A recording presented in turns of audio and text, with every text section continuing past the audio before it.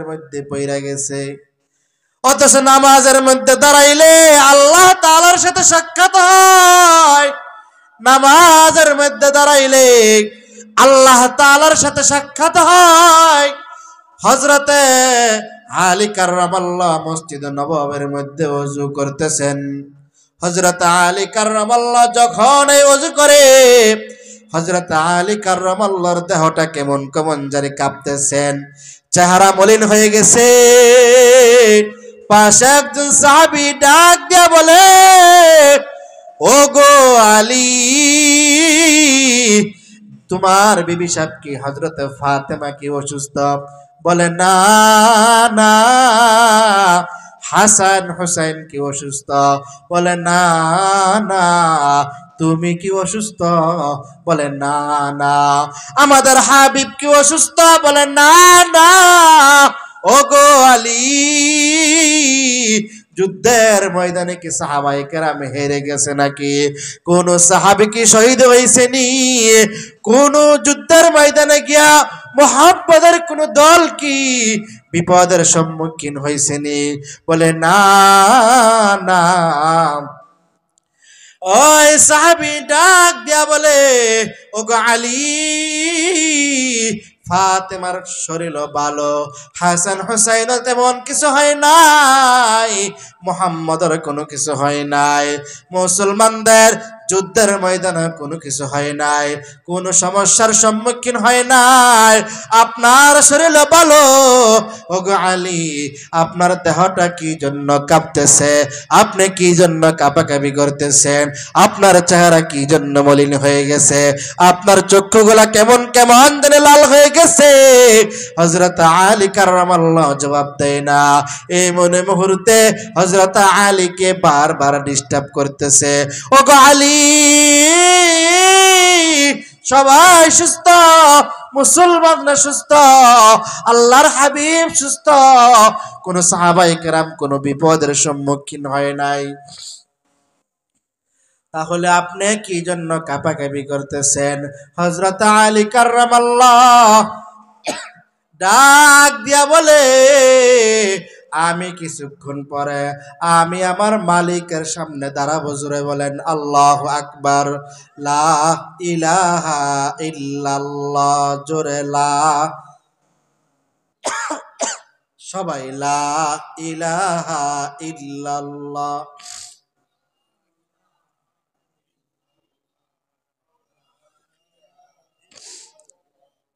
লা ইলাহা ইল্লাল্লাহ। লা ইলাহা ইল্লাল্লাহ। জোরে লা।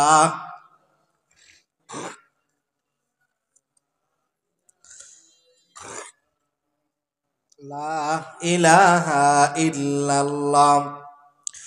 বহু দূরে মদিনায় আমরা কেমনে যাব জানি না। বহু দূরে মদিনায় আমরা কেমনে যাব জানি না। দয়া করে দয়াল আল্লাহ, দয়া করে দয়াল আল্লাহ, পুরাও মনের বাসনা। লা ইলাহা ইল্লাল্লাহ। জোরে লা ইলাহা ইল্লাল্লাহ। লা ইলাহা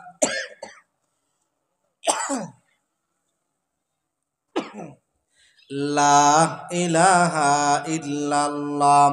লা ইলাহা ইল্লাল্লাহ মুহাম্মাদুর রাসূলুল্লাহ সাল্লাল্লাহু আলাইহি সাল্লাতু ওয়াসসালাম। জোরে বলেন আল্লাহু আকবার। নারে তাকবীর। দিন ইসলাম, দিন ইসলাম। আল কোরআনের আলো ঘরে ঘরে জালো।